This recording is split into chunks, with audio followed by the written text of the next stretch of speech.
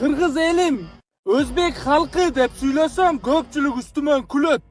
Uşul o'zbek balanın söyleganini uqqila do'stlar. Yaxshilab. O'zbek, qozoq, qirg'iz, qoraqalpoq bir-birini so'kayotgan ko'rib qolasizlar izohlarda. Bu nimaga o'xshaydi bilasizlarmi? Bitta oiladagi 4 ta aka. Yoshligida urush janjal qilib yuraveradi, lekin vaqt o'tgan sari aka-ukaligini bilib aqli kiradi.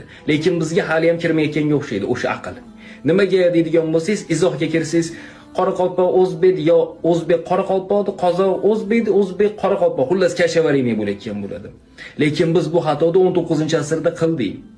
O'sha xatoyimiz orqasidan, ya'ni bir-birimiz bilan urushganimiz oqibatida tepadan bittasi kirib keldi, boshimizga yaxshilab bitta yerdi, qo'l qo'yib oldi.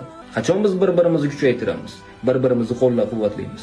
Asliga oladigan bo'lsangiz, 4 ta ukamiz xolos, bitta millatda 3 ta qavm. Bo'ldi shu xolos. Bir-birimizni 90% tushunyapmiz. Bunda bitta narsa bor-da, hech o'ylab ham ko'rmaganmiz. Aka-ukamiz o'zi. Bo'ldi. Hali qirg'iz birodarimiz aytgan.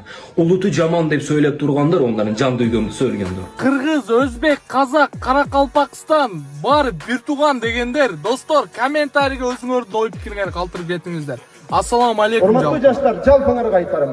Uluttu jamon deb bölgönдөр, alardın jan düynösü ölgönдөр. Uluttu jamon deb süylep turganдар, alardı dağın aytam, Kuday urganдар.